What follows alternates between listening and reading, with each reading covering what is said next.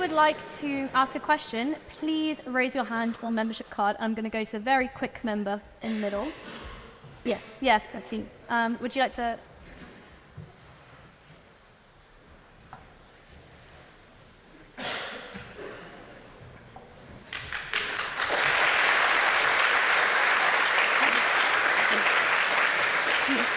And find the sliding fence that way. Face that way, yes. Okay. So, Ben, your argument was predicated entirely on Hamas. But thousands of Palestinians, including hundreds of minors and children, are being held hostage by Israel without any charge, with well-documentation of abuses, including sexual abuse, which Israel's own human rights organizations have reported. Hamas did not exist for decades after Israel's creation, and they're not in the West Bank. So, if you're going to be arguing about Hamas, how can we ignore that over 200 Palestinians have been killed, including over 40 children, making it the deadliest year for Palestinians in the West Bank before October 7th? That does not even include the killings happening now, just in 2023. So what justification do you have for that if Israel intends to, quote unquote, go after Hamas, is killing many people, especially children, under the justification of Hamas? So what justification do you have of them targeting the West Bank, even if we were to buy anything you said, which honestly I'm questioning? Sure. All right, we can take it.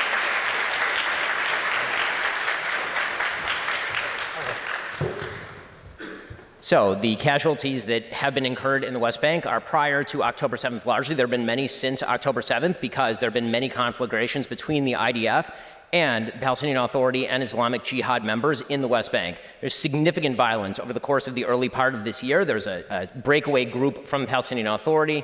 It's called the Lions. The Lions were a small terrorist cell, the Lions Den. They were committing acts of terror in places ranging from Jerusalem to areas of the West Bank. And the IDF was going in and making operational decisions to kill many terrorists in these areas. There are many areas in the West Bank that have been particularly infiltrated by terrorism. That the city of Jenin would be probably the example of the place that has been most infiltrated by terror groups. It's unfortunate, but Hamas is not the only terror group in the region. Palestinian Islamic Jihad is an excellent example of another terrorist group that has wide presence in the West Bank, more so actually than Hamas. There's a Palestinian Islamic Jihad rocket, obviously, that fell on that Gaza hospital. The entire world then tried to blame on Israel. Okay, I'm allowed to respond, right? Okay. So if your entire argument, once again, is predicated on terror groups, what response do you have about the Great March of Return, which is a very well-documented incident where peacefully Palestinian civilians just marched to their own land that they have a right to go and return to, but they were killed, shot at, and murdered in cold blood? What year are we talking about? Which group are we talking about? I need more specificity. I'm talking about the Great March of Return. I know I'm asking for more specificity because I'm unaware of all the details of what you're speaking about. So the Great March of Return is a well-documented instance where many Palestinians, after a tweet by a Palestinian, encouraged other Palestinians to go march peacefully back to their land. Which land is theirs? What are we talking about? We're talking about occupied Palestine. Are you talking about in proper Israel? Where are we talking about? Like which areas? We're talking about on the borders of Palestine, and we're also talking about their right to return to Palestine. There is no right to return. If you're talking about in Palestine, if you're talking about the land that is inside the 67 borders, there is no right of return to Haifa. There's no right of return to Tel Aviv. There's no right of return to West Jerusalem. So you have to remember that there are many, many, many elders who are older than the state of Israel. You have to remember that Palestine is not a Muslim land. You are equating this to a religious conflict. It's not. When Palestine, before it was occupied, you had Jews, Christians, and Muslims peacefully coexisting. Palestine is not a Muslim homeland. It's a land that existed where many people that are alive to this day are older than the state of Israel. So are you making the argument that any population of any time, all of their descendants now have a right to go back to the place that their great-great-great-great-great-grandfathers went? Great-great-great-grandfather. We have grandmothers. Okay, grandmothers, grandfathers. Is that the idea that you can walk across the lines of any sovereign state and simply claim the place that you said that you had, even though you never established property rights, and say the Jordanian West Bank, or you abandon this place in Haifa? So your claim is that right now people get to walk across the border of a sovereign nation and simply set up shop in Haifa? This is your claim? So even if we were to buy what you're saying, which is obviously not true, I encourage you to Google about the Great March of Return, which was a peaceful resistance against a wrongful occupation of Palestine. Even if you were to buy what you were saying... Can you just define wrongful occupation? Which part of Palestine is occupied? You're not answering my question. I mean, I'd like you to answer mine. Terror groups. I gave you an example of peaceful resistance. Yes. I'll give you an example where people were wrongfully shot at, including children, and you still can't answer about why that's justified. So, if again, You keep talking about Hamas and terror groups, and you gave examples of other terror groups, even though I gave you examples of civilians who marched and were shot at. But even now, a few days ago, you had Palestinian people living in Israel proper, which is occupied Palestine, who are being shot at by farmers in their gardens and in their farms. And those people are being able to get away with shooting them with total impunity. So why is it that that's not true. Many of those people have been arrested. They're all currently sitting in Israeli jail. The settler that just shot at a Palestinian Have been farmer arrested. was not arrested. I encourage you to look into this. I did look into this morning. And can I please get one answer before you leave? Because this is an interesting conversation. Which part of Israel is occupied Palestine? All of Israel? There we go. There we go. There we go. So what you're calling for is the obliteration of the state of Israel, and all of this is just a cover for that. I appreciate your time.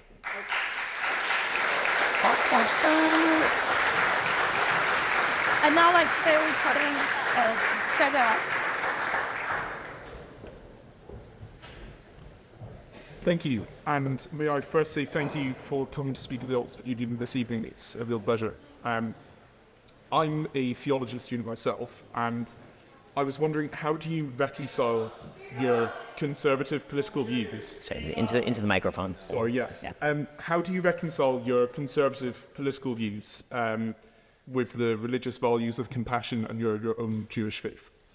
And your stance on the Israeli-Palestine war? I don't see why it's uncompassionate to call for the overthrow of Hamas, a terrorist group in the Gaza Strip, which has been oppressing its people and stealing billions of dollars from its own people. Ismail Haniyeh is living in a 5-star hotel in Qatar while his people are living in absolute misery because of a war that he initiated by killing 1,500 people inside Israel proper and then taking 233 hostages. I don't see why that's non-compassionate. It seems to me that compassion also requires that you obliterate terrorist threats to your own population.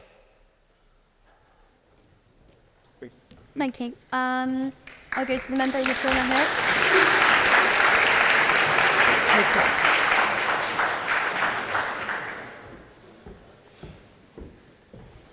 Can you all hear me? All right, what about now? Sorry, we'll get... Okay, I'll speak up. I'll try my best.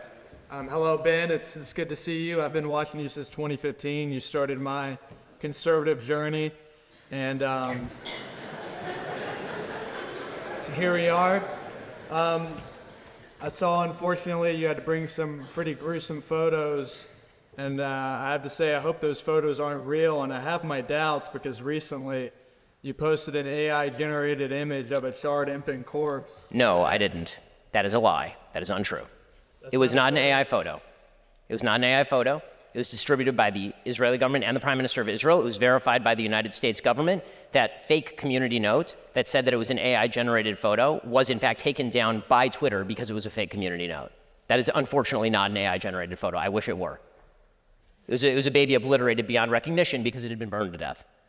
So is it the word of the IDF in Israel versus the word of No, actually, it's the photo. It's the actual camera footage taken by GoPro cameras by Hamas terrorists as they invaded Israel proper. I don't have to take Israel's word for it. A lot of this stuff was live streamed. So, to what extent, as you're posting to social media, are you willing to make sure the information you're posting is accurate, to not exchange the truth for giving aid to Israel? I'm certainly doing my damn best. I mean, there's a lot of information flowing around. I'm doing my best. On that one for sure, 100%. It is a lie that is an AI-generated photo. That is not true in any way, shape, or form. And it shows how it does show how we live in a very dangerous era where anybody can, I mean, this is happening on a routine basis. You're seeing, for example, some of the pictures, they're horrible pictures coming out from Gaza, and a huge number of those are, of course, absolutely real. You're also seeing people who are repurposing pictures that are taken from Syria and then saying those are happening in Gaza. So, yeah, unfortunately, there is a lot of information that's floating around that is hard to kind of lock down and verify. That picture is 100% real, unfortunately. I sympathize with you because as AI gets more advanced, it becomes increasingly hard to discern information. So I know you bear a lot of I mean, this is going to be a serious problem as time goes on. Seriously, like the flow of information is going to be more and more uncertain because of that. That I agree with on a general level. Awesome. Thank you for your time. Let's go to a member in the back. Yes. Sorry, it was the member behind you. It was the member at the very back. Yep. I'll come to you after.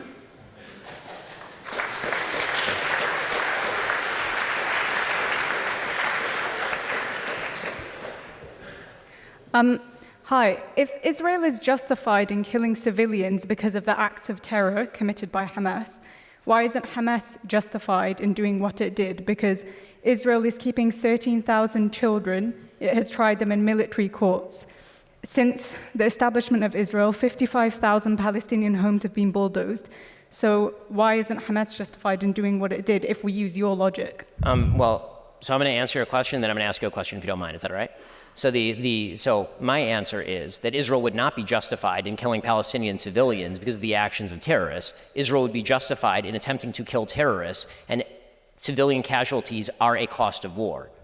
That is just a reality of life. During World War II, there were 70,000 Brits who died during the Blitz bombing, and there were 2 million Germans who died, civilians who died during World War II. And I don't see a lot of monuments in Britain because of the 2 million civilians who died in Germany. The costs of war are brutal, they're terrible.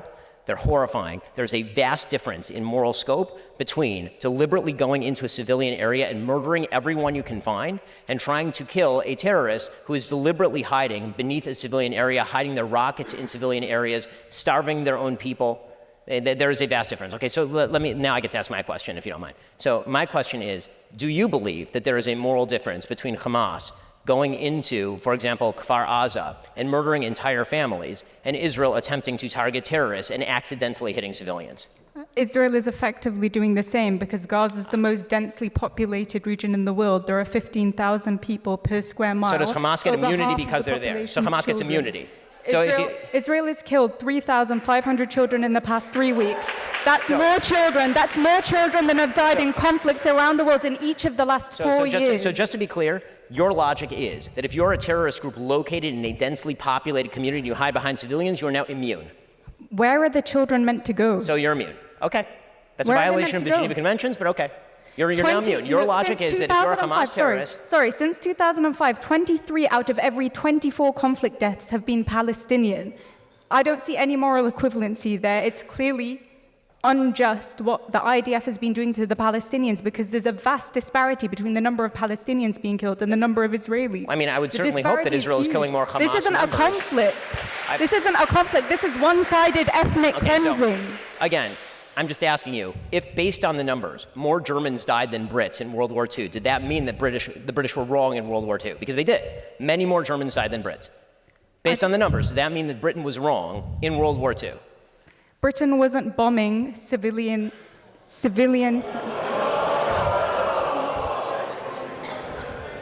There's a clear difference. You should talk to the people in Dresden, but you can't because they're dead. There's a clear difference. Well, I agree that war is horrible, but this is not a just war. What Israel is doing is not a just war. There is a difference between fighting the Nazis. So it is not a just war. Fighting the Nazis. It is not a just war when you fight a war against people who murder 1,500 of your civilians and take 233 of them, at last count, captive into tunnels. It is not a just war to obliterate them. Please name a just war. Israel's been killing civilians for the past 75 years.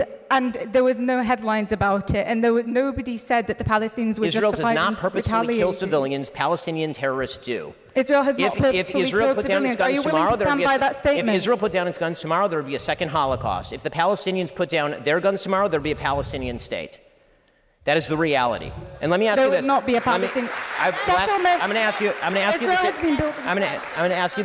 going to ask you the last question. The same question I asked her. Which part of Palestine is occupied?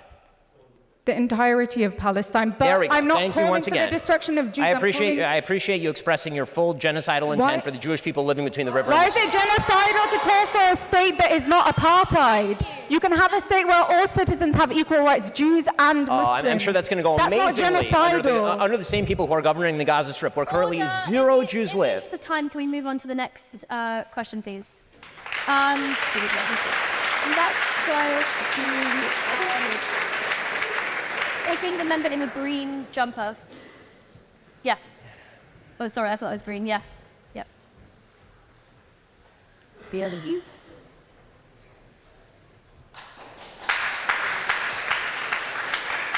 Guys,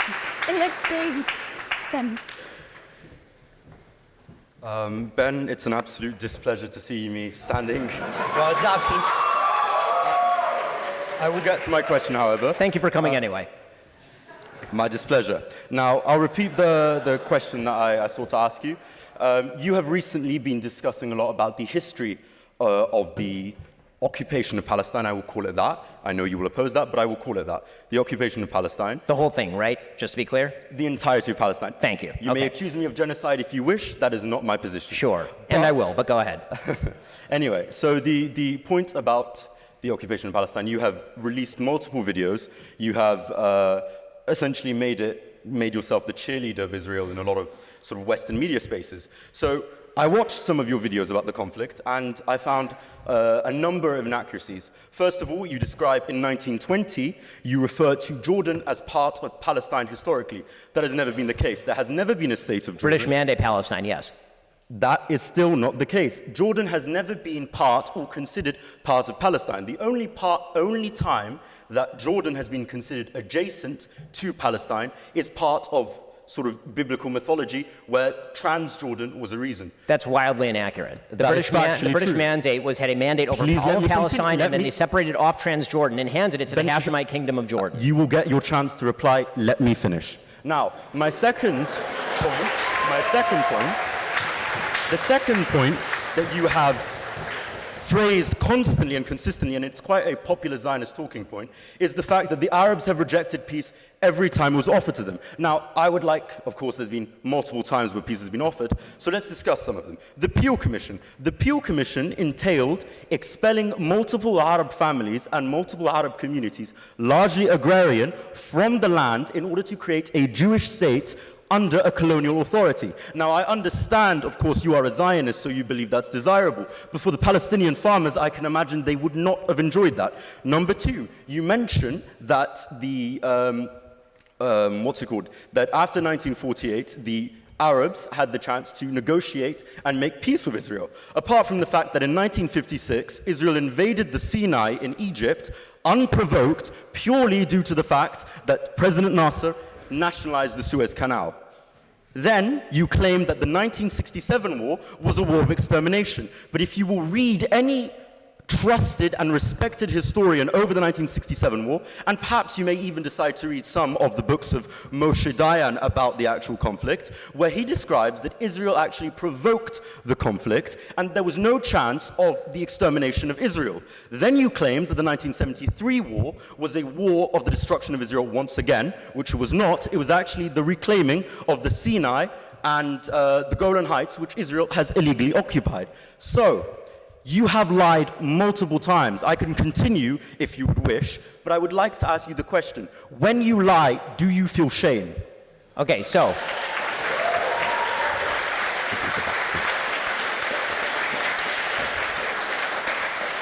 In order for me to feel shame, I would have to be lying, as opposed to you just being wrong about all of these things which you are. So let me start from the very beginning of what you said.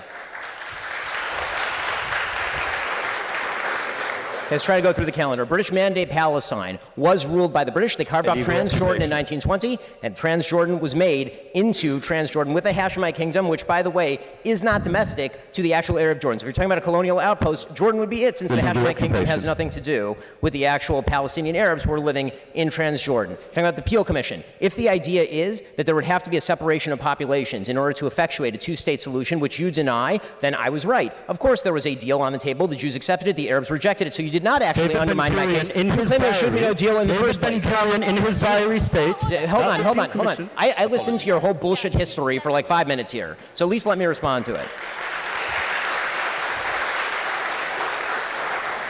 Your entire claim is that the Arabs did not reject peace, and then in your own disquisition, you admitted that the Arabs rejected the Peel Commission plan, which was a separation between the Jews and the Arabs, which gave an extraordinary amount of land to the Arabs. The Arabs then rejected the peace partition plan proposed by the United Nations in 1947.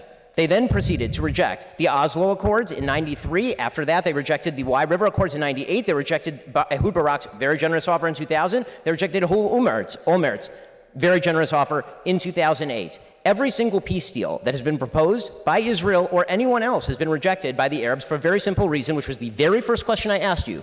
You do not accept that there should be a Jewish state anywhere in this region. So as long as that's the case, there's literally nothing to argue about. You cannot simultaneously maintain the position there should not be a Jewish state anywhere in the region and then tell me that I'm wrong when I say that the Arabs will not accept a two-state solution. You yourself say that there should not be a two-state solution. So the first point I'll firstly address the last point that you made about the Palestine and whether there should be a Jewish state. The point you are making there is you're suggesting that the Arabs will not accept a Jewish state. Well, the reason that the Arabs would not accept the Jewish state is multifaceted. It's complex. Let me finish. So, the reason that it's multifaceted is due to a variety of dynamics. The Zionist movement arrived as a settler colonial project, and it is described as that. You can read the books of Jablonski. You can read Zionist literature from the early 20th century. It states that it was a colonial project. Now, let's address the lies that you mentioned. Let's address the refutation that you made. In 1937, the Peel Commission, if you read the diaries of David Ben-Gurion, he explicitly states that the partition was a temporary move to ensure the conquest of the full land. In 1948, there had already been an intercommunal civil war in Palestine, which had seen Jewish defense forces versus the Arab forces. There was already a conflict that preceded 1948. To claim that the Arabs simply rejected the UN partition plan is once again ahistorical. You then make They literally rejected it. How could it be ahistorical if they literally rejected it? If there was a war beforehand, once again, you just reject fundamentally the existence of the state of Israel, period. So how can to interrupt you, I was told to silence. So I would ask you again, please shut up. My point now, I would like to continue, and you then mention the what was the peace plan you mentioned after? Okay, which one should we do? Should we do the? We finished 1948. What after? Okay, so there was the 2000 peace plan from Ehud Barak. Okay. There was the 2008 peace plan from Ehud Olmert. There's the pullout of Israel from Gaza Strip in 2005, handing it over to Hamas. Let's get the next person up now. All right.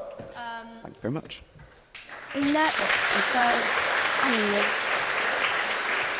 One final note, there can be no two-state solution when literally you will not accept the possibility of a two-state solution. That is the end of the story. There is no further discussion. So let's go to the ex-president on the front bench.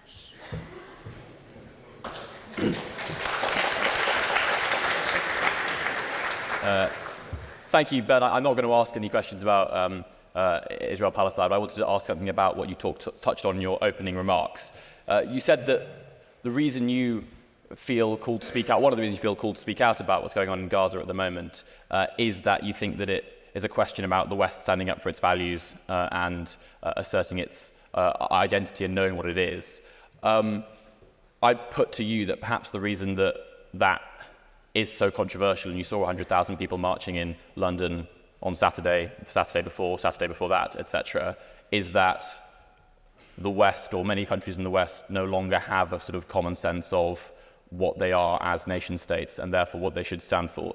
Do you think that's true? Yes. And what do you think the consequences that are? I mean, I think the consequence of that is dissolution of the West. I mean, if the West is not going to be muscular in defense of whatever it believes its core values to be, then of course it's going to be overtaken by alternative sets of values. Is it the replacement of the West if it just adopts a new value code?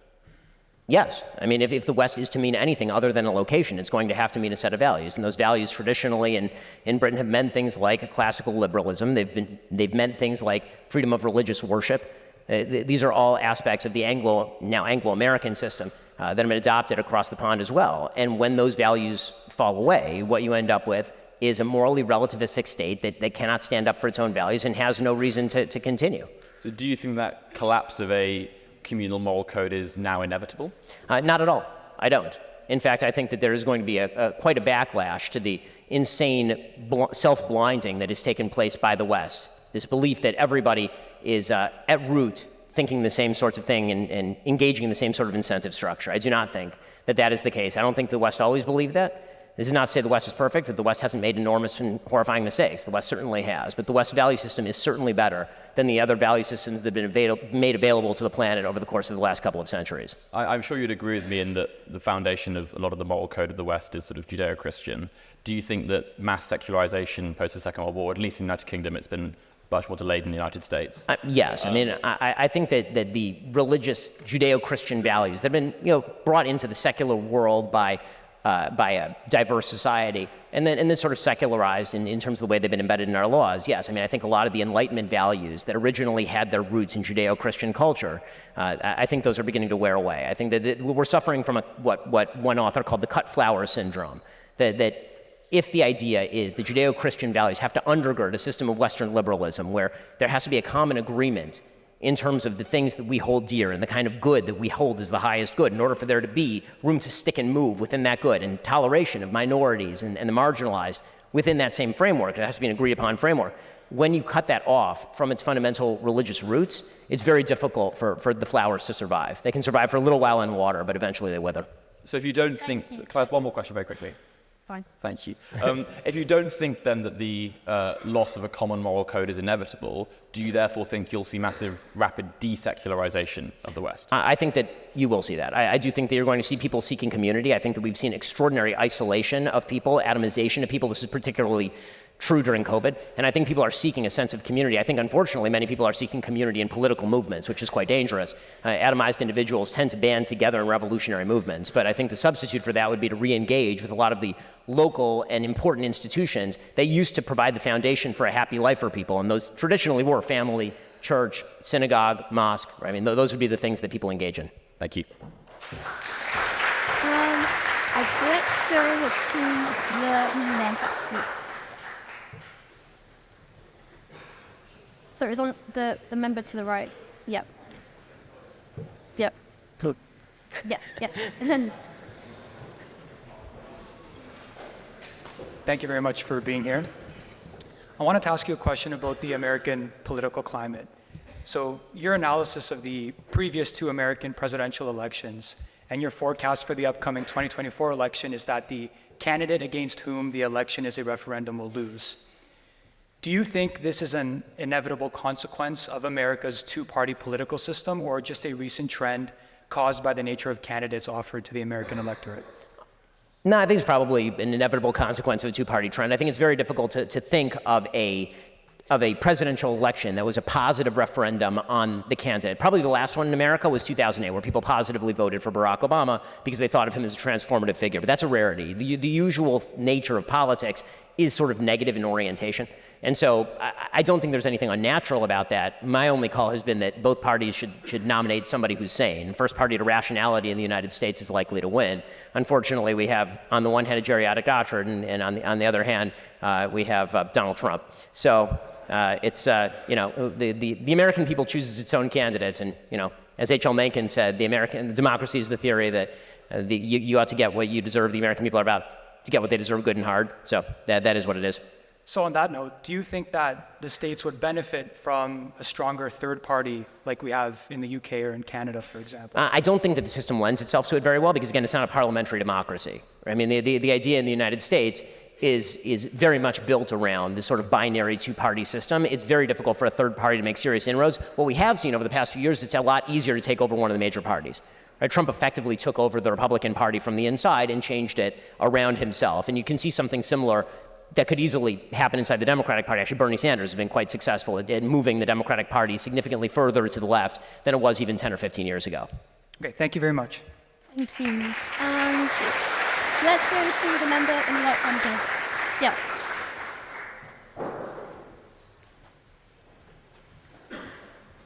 Ben. Yeah, I've also watched you from 2015, but then like I grew up. I became a lefty, but yeah. So I wanted to ask. So you're one of the more common sense Republicans out there because you're not a complete Trump fanatic, right? I think you support Ron DeSantis. Is that right? In the current primaries, yeah, I'd vote for DeSantis in a primary. Very good. So I was thinking, why do you not? Let's say Trump wins. Why do you not come out and support Biden? Because you clearly don't like Biden, right? And everyone has their own political views. But Trump seems to me to be a fundamentally serious threat to American democracy, which Biden simply isn't. So Trump's called for the suspension of the Constitution, and he's facilitated an insurrection.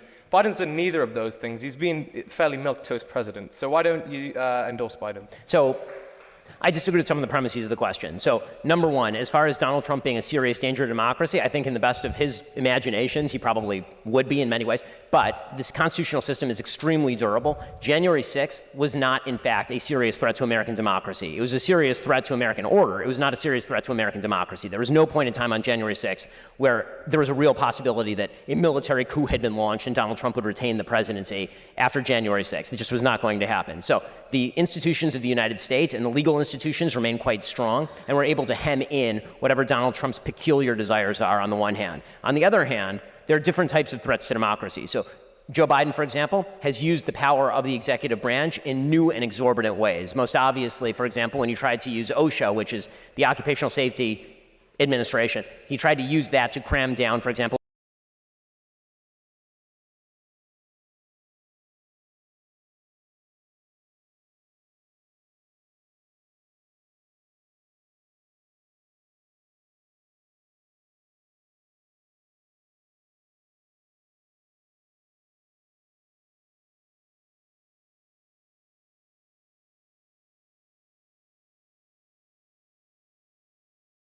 policies of Donald Trump, the stuff that he actually did as president, not the crazy tweets and the nutty stuff that he says all the time, but in what he did in terms of the economy, what he did in terms of foreign policy. I'm obviously much more in alignment with his actual political positions than I am with Joe Biden. As far as the threat to democracy, as I say, one is more subtle and one is more obvious, and in some cases the more obvious is actually the easier to reject.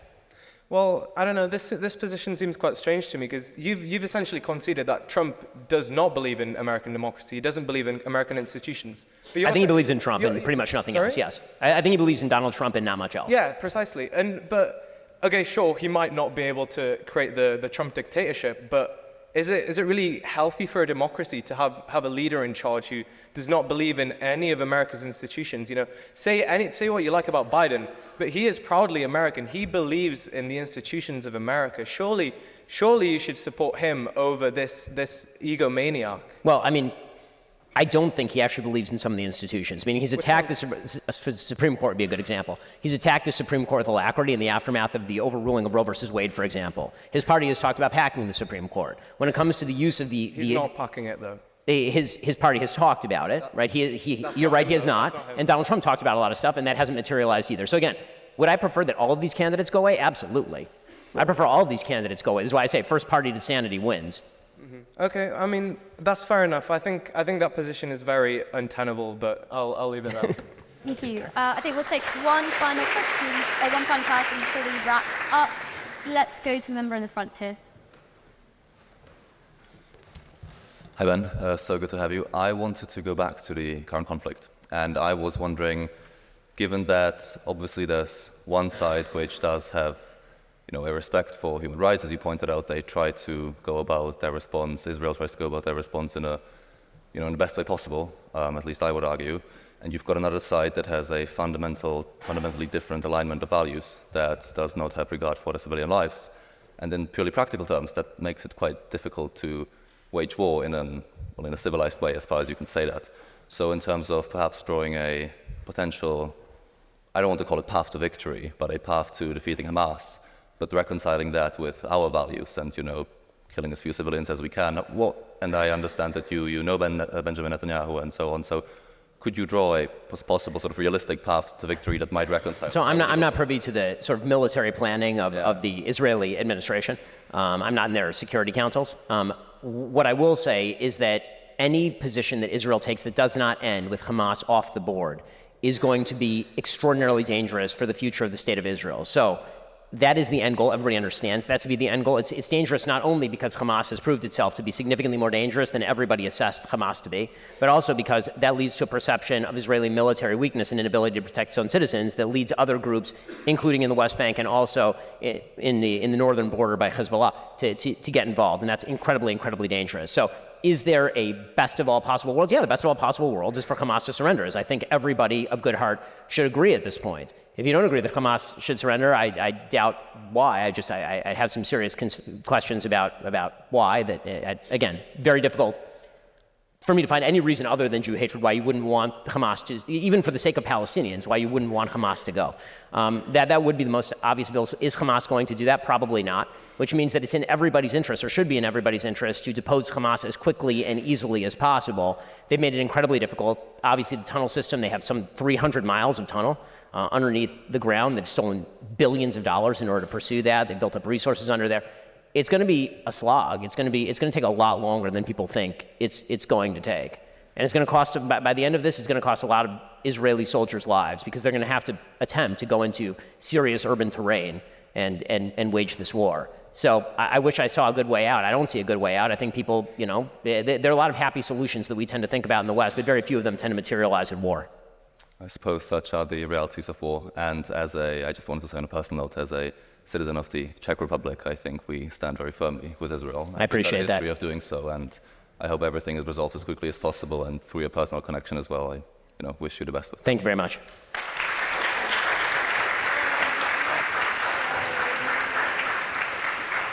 Let's go to the election member of standing committee.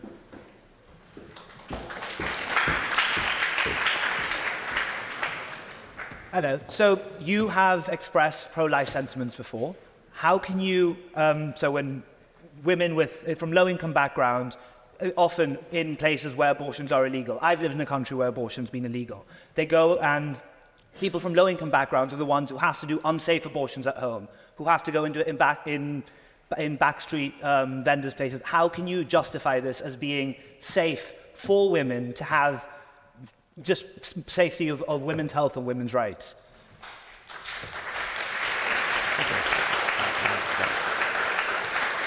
The argument in favor of legislation against abortion is to protect the life of the unborn. The ideal would be that people don't violate the law in order to pursue an abortion. If you violate the law in pursuit of an abortion, you're obviously violating the law. I mean, I'm not sure what to say about that, other than I'm not interested in women dying in back alley abortions because I'm not in favor of abortions. But women are going to have, people have abortions anyway. Abortions happen whether not in the same numbers, I mean. Well, if it's just high income women do have the opportunity to travel abroad and have abortions, whereas it's particularly low income women who suffer the brunt of having to do at-home abortions, and it's unsafe and it results in people dying. Do you really think that it's safe for women's health to allow, whereas we can allow it in a safe facility, and it can prevent women dying, it can prevent people dying in unsafe abortion places? So, I mean, we're starting from completely different premises, and we're trying to reconcile the premises. So you're starting from the premise that the top priority is that a woman who violates the law to terminate her pregnancy, her safety is the number one priority. My number one priority is protecting the baby that's growing inside of her. So my answer to rich women are absconding in order to terminate their unborn child, that when women are absconding to do that, if they're rich, my preference would be that it hit everybody equally, meaning I don't want anybody getting an abortion, rich or poor.